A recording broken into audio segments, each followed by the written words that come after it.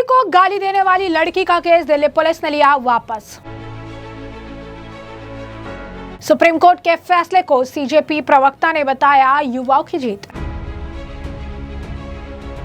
सौरभ दास ने कहा supreme court का ऑर्डर आने के बाद युवाओं की फिर जीत हुई। आज एक और बहुत बड़ी जीत हुई है युवाओं की। आज सुप्रीम कोर्ट ने क्लैरिफाई कर दिया कि वो जो ऑर्डर है उसका मतलब ये होगा कि जो एफआईआर्स जो भी स्टेट्स विड्रॉ करना चाहती है उनके पास वो लिबर्टी होगा विड्रॉ करने के लिए। सुप्रीम कोर्ट का ऑर्डर उसके बीच नहीं आएगा। जंतर मंतर पर कांग्रेस जनता पार्टी के प्रदर्शन के दौरान प्रधानमंत्री नरेंद्र मोदी और उनकी माता को लेकर अपशब्द कहने वाली 15 साल की लड़की के खिलाफ केस दर्ज को लेकर दिल्ली पुलिस ने जो है अब बड़ा फैसला करते हुए इस केस जो है वापस ले लिया है। बता दें कि प्रधानमंत्री मोदी ने लड़की का नाम लिए बिना इस मामले पर दुख जताया था। उन्होंने कहा था कि इस तरह से बेटियों द्वारा गाली देना सांस्कृतिक क्षति है। दिल्ली पुलिस ने केस वापस लेने के पीछे की वजह भी बताई। दिल्ली पुलिस ने कहा कि लड़की की उम्र उससे माफी मांगने और नरमी बरतने की अपीलों का हवाला दिया है। ये फैसला प्रधानमंत्री के उस सार्वजनिक बयान के बाद लिया गया जिसमें उन्होंने कहा था कि उन्होंने गुमराह बच्चों को माफ कर दिया है। बता दें कि आरोपी लड़की ने माफी मांगते हुए वीडियो जारी किया था और उसने दावा किया था कि वो 15 साल की है और कहा कि उसने विरोध स्थल पर दूसरे के प्रभाव में आकर ये बातें कही थी। उसने कहा कि ये उसकी पहली और आखिरी गलती होगी। लड़की ने यह भी कहा कि जिस दिन जंतर मंतर पर वो गई थी वहां कई ग्रुप पीएम मोदी को अपशब्द कह रहे थे। मुझे भी इसके लिए उकसाया, जिसके बाद बहकावे में आकर मैंने पीएम मोदी के खिलाफ अभद्र भाषा का इस्तेमाल किया।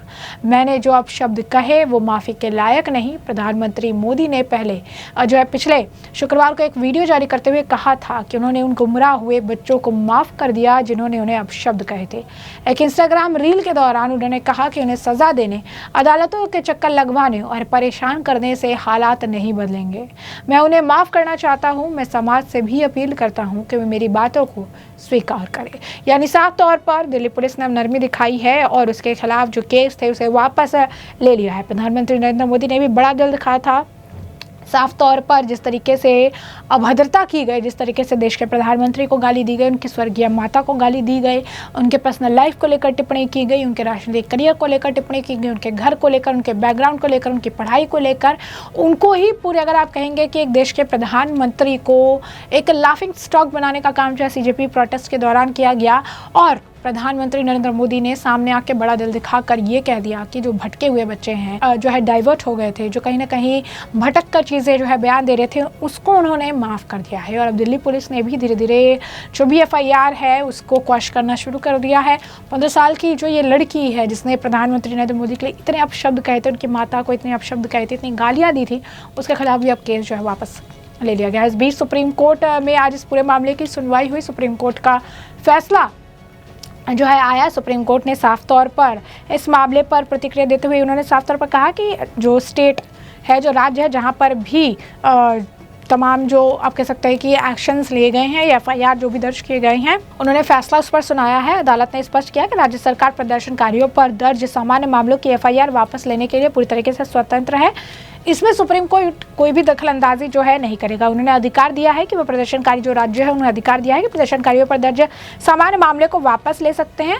और कई जो गंभीर मामले हैं जैसे कि पॉस्को हो गया, उससे आपके हत्या हो गया, ऐसे जैसे गंभीर मामले या जघन्य अपराध है उनको राहत जो है आरोपियों को नहीं मिलेगी। बिना किसी आपराधिक पृष्ठभूमि वाले हिरासत में लिए गए जो भी प्रदर्शनकारी है उन्हें रिहा करने का निर्देश दे दिया गया है। जिसके बाद सीजेपी के प्रतिनिधियों की तरफ से इस मामले पर प्रतिक्रिया आई है और उन्होंने इस पर आरोप भी लगाया है और ये भी कहा कि किस तरीके से जो है परेशान भी किया जा रहा था। बता दें आपको कि सौरभ दास का बयान इस पूरे मामले पर सामने आया है। सौरभ दास ने इस पर कहा कि सीजेपी के जो चीफ स्पोक पर्सन है उनका कहना है कि जैसे कि आप सब जानते हैं 25 जुलाई को युवाओं की ऐतिहासिक जीत के बाद सरकार ने हमें एग्रीमेंट के तहत कुछ गारंटी दी थी। उसमें से एक ये थी कि स्टूडेंट प्रोटेस्ट के खिलाफ सभी मौजूदा एफआईआर वापस ले ली जाए और ये लिखकर भरोसा दिया जाए कि भविष्य में किसी भी प्रोटेस्टर्स के खिलाफ कोई एक्शन नहीं लिया जाएगा। इसके बाद हमें कई रिपोर्ट मिली, कुछ बीजेपी शासित एनडीए शासित राज्यों में एफआईआर दर्ज की जा रही है, स्टूडेंट्स को हिरासत में लिया जा रहा है, गिरफ्तार किया जा रहा है। सीजेपी पहले दिन से ही इन स्टूडेंट्स के साथ है। एग्रीमेंट के पहले भी हमने प्रोटेस्ट को कानूनी और मेडिकल मदद दी थी और हम भविष्य में ऐसा करते रहेंगे। आज सुप्रीम कोर्ट ने साफ किया जो राज्य एफआईआर वापस लेना चाहते हैं वो ऐसा करने के लिए आजाद है और सुप्रीम कोर्ट का ऑर्डर इसमें रुकावट नहीं बनेगा। क्या कहना है सौरभ दास का, सुनिए। जैसे आप सभी को पता है जुलाई 25 को जो ऐतिहासिक जीत हुई थी युवाओं की, उस एग्रीमेंट के तहत सरकार ने हमें कुछ गारंटीज दी थी। उसमें एक गारंटी ये था कि जो एग्जिस्टिंग एफआईआर्स है छात्र प्रदर्शनकारियों के खिलाफ, वो सारे एफआईआर्स को विड्रॉ किया जाएगा एंड साथ साथ गारंटी दिया जाएगा राइटिंग में कि फ्यूचर में भी कोई एक्शन नहीं होगा किसी भी प्रदर्शनकारी के खिलाफ। इसके बाद हमें बहुत सारे रिपोर्ट्स आए कि बहुत सारे कुछ भाजपा रूल्ड स्टेट्स या एनडीए रूल्ड स्टेट्स में एफआईआर्स फाइल हो रहे थे एंड बच्चों को डिटेन किया जा रहा था, अरेस्ट किया जा रहा था। कॉकरोच जनता पार्टी ऐसे सारे छात्रों के साथ डे 1 से खड़ी है। 25 जुलाई के एग्रीमेंट के पहले भी हम लोगों ने सारा लीगल हेल्प दिया, हम लोगों ने सारा मेडिकल हेल्प दिया एंड आगे भी देते रहेंगे।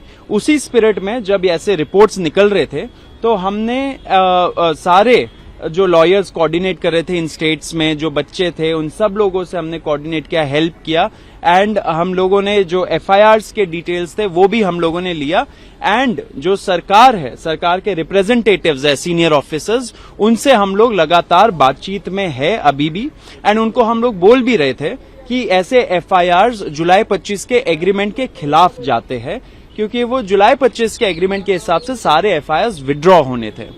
अब उसके बाद जब ये बातचीत हो रही थी तो सरकार ने बहुत सारे ये जो स्टेट्स है वहां से नोटिफिकेशंस आए ये बोलते हुए कि एफआईआर्स विड्रॉ होंगे या क्लोज होंगे एंड फ्यूचर में भी किसी भी प्रदर्शनकारी के खिलाफ कोई एक्शन नहीं लिया जाएगा। लेकिन बीच में कुछ पीआईएल्स आए सुप्रीम कोर्ट में एंड उस पीआईएल में सुप्रीम कोर्ट ने एक ऐसा ऑर्डर दिया जिससे कंफ्यूजन पैदा हुआ था, जो हमारे जुलाई 25 के एग्रीमेंट के खिलाफ जा रहा था। उस ऑर्डर में लिखा था कि जो एफआईआर्स है उसमें अगर स्टेट चाहे तो उस पे इन्वेस्टिगेशन फर्दर कर सकती है। तो आज एक और बहुत बड़ी जीत हुई है युवाओं की। आज सुप्रीम कोर्ट ने क्लैरिफाई कर दिया कि वो जो ऑर्डर है उसका मतलब ये होगा कि जो एफआईआर्स जो भी स्टेट्स विड्रॉ करना चाहती है उनके पास वो लिबर्टी होगा विड्रॉ करने के लिए। सुप्रीम कोर्ट का ऑर्डर उसके बीच नहीं आएगा। साथ साथ उस ऑर्डर में ये भी लिखा था कि जो प्रदर्शनकारी है जिनके खिलाफ क्रिमिनल एंटीसीडेंट्स है, उसका मतलब ये होगा, आज क्लैरिफाई हुआ, उसका मतलब होगा कि मर्डर, रेप, ऐसे संगीन जो अपराध है, अगर वो केसेस है तो वो क्रिमिनल एंटीसीडेंट्स में कवर होगा। ये नहीं कि जो छात्र हमेशा पॉलिटिकल प्रोटेस्ट करते हो या कुछ छोटे मोटे केसेस हो उनको इम्यूनिटी ना मिले, ऐसा नहीं होगा। तो ये बहुत बड़ी जीत है। अब इससे ये पता चल रहा है हमें कि एफआईआर्स भी विड्रॉ होंगे, जितने बचे हुए हैं उसमें जो लीगल प्रोसीजर फॉलो होना है, या तो क्लोजर रिपोर्ट फाइल होगा हर कोर्ट में, या तो आज जैसे सुप्रीम कोर्ट ने इंडिकेट किया कि आर्टिकल 142 के पावर्स के थ्रू, जो पावर्स होते सुप्रीम कोर्ट के पास टू डू कंप्लीट जस्टिस, उस पावर को यूज करते शायद नेक्स्ट टाइम कोर्ट ये सारे एफआईआर्स को एक साथ क्वॉश कर देगी। अगर ऐसा होता है तो सुप्रीम कोर्ट से ही मामला लिपट जाएगा। तो ये बहुत बड़ी जीत है युवाओं की। हम लोग कॉकरोच जनता पार्टी की तरफ से डे 1 से इस चीज पे लगे पड़े। आज भी मैंने पर्सनली कोर्ट का हियरिंग हम लोगों ने अटेंड किया। हमारी जो लॉयर है वृंदा ग्रोवर एडवोकेट, वो सरकार से पिछले 2-3 दिनों से नेगोशिएट भी कर रही थी, बातचीत भी कर रही थी।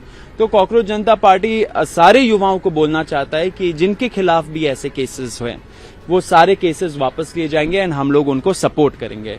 अब इसमें मैं एक और चीज बताना चाह रहा हूं, जो रुचिका सिंह का केस था एंड साथ साथ जो दूसरे स्टेट्स में क्या हो रहे उसके बारे में अपडेट हमारी जो लीगल पॉइंट ऑफ कांटेक्ट है, हमारी स्पोक्स वुमन रत्ना सिंह, वो आपको बताएंगी अभी। नहीं, हमने कल ही उन छात्रों से ही बात करी है और हमने उनको पूरा ये बताया है, उनके साथ बात करके क्या उनको दिक्कतें आ रही हैं वो भी समझी हैं और उनको ये आश्वासन दिया है कि हम उनको भी सपोर्ट करेंगे और जिस तरह से उन्हें हमारा सपोर्ट चाहिए होगा वो भी उनको मिलेगा।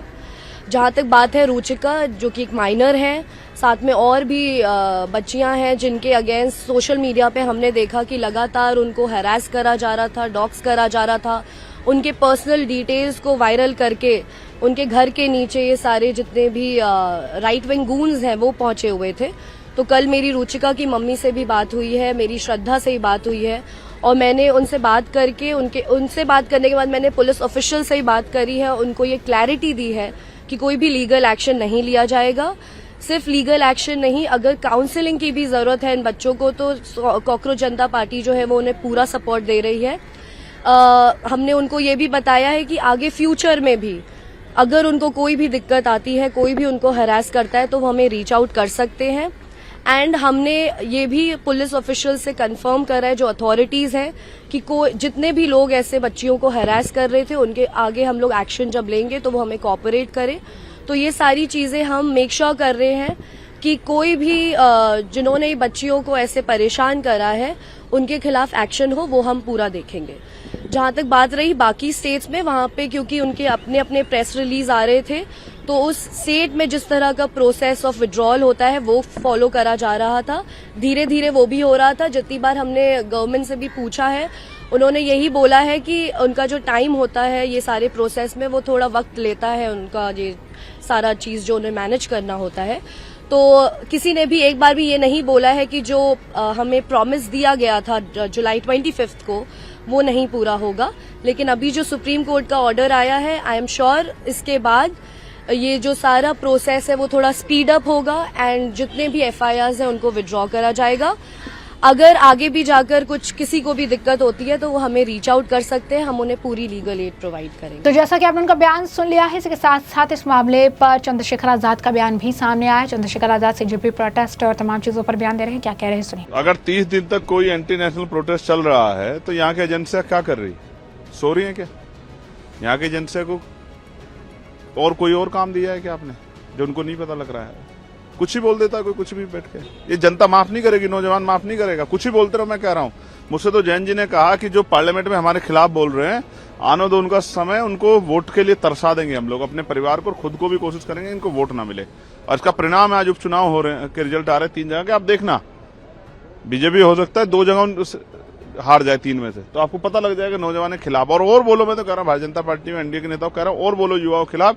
ये युवा ही 2014 में आपकी सरकार लाई थी, यही पलट के रख देंगे, याद रखना मेरी बात। तो जैसा कि आपने बयान सुन लिया, इस बीच आम आदमी पार्टी ने एक वीडियो शेयर किया है रमेश बिधूड़ी का, और उन्होंने कहा कि रमेश बिधूड़ी किस तरीके से गालियां दे रही हैं। दरअसल भारतीय जनता पार्टी के पूर्व सांसद रमेश बिधूड़ी ने जंतर मंतर पर हुए छात्रों के प्रदर्शन को लेकर बयान दिया था। उन्होंने कहा था वहां मौजूद लोग पंचर लगाने वाले और चाबी बनाने वाले थे। हजारों बच्चों को वहां जो है बरगला कर इकट्ठा किया गया था। वहां पर बेरोजगार पंचर लगाने वाले ज्यादा थे, ताला चाबी बनाने वाले ज्यादा थे। वहां पर छात्र कम थे, क्योंकि भारत की बेटी या बेटे पीएम मोदी के बारे में इस तरह की बातें कर सकते हैं क्या? वो पंचर लगाने वालों की औलादी होंगी, पंचर लगाने वालों के जो है फैमिली से होंगे, जो पीएम मोदी के बारे में इस तरह की बातें जो है भाषा का इस्तेमाल करते हैं। नीट के नाम पर वहां जो धरना प्रदर्शन किया गया, वहां पर मृत बच्चों की जो फोटो लगाई गई, वह अभिभावकों और सबको इमोशनली ब्लैकमेल करके बुलाया गया था। उनकी मांग थी कि धर्मेंद्र प्रधान का इस्तीफा हो, नीट के बारे में क्या किया जाए उसकी कोई मांग नहीं थी। उनकी मांगों को स्वीकार कर देश जो है भटक ना जाए, आंदोलन गलत हाथों में ना चला जाए, इसलिए पीएम मोदी ने उनकी मांगे